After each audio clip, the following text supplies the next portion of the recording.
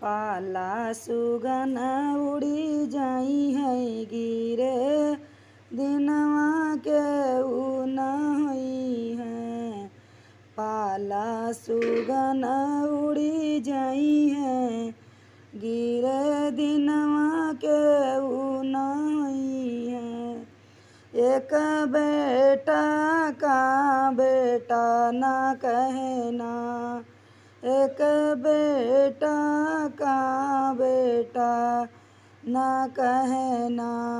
वो परदेस चला जाई है गिरे दिनवा के ऊ न होई है। वो परदेस चला जाई है गिरे दिनवा के ऊ न होई है।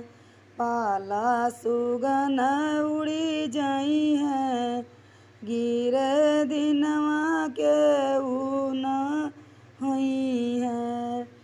एक बेटी का बेटी न कहना, एक बेटी का बेटी न कहना। वहू ससुरे चली जाई है गिरे दिनवा के ऊ न होई है। वहू ससुरे चली जाई है गिरे दिनवा के ऊ न होई है। पाला सुगन उड़ी जाई है गिरे दिनवा के ऊ न होई है। एक बहुहरी का बहुहरी न कहना, एक बहुहरी का बहुहरी न कहना।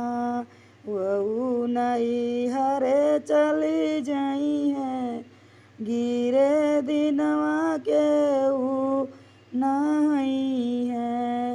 वहू नई हरे चली जाई है गिरे दिनवा के ऊ न होई है। पाला सुगन उड़ी जाई है गिरे दिनवा के ऊ न होई है।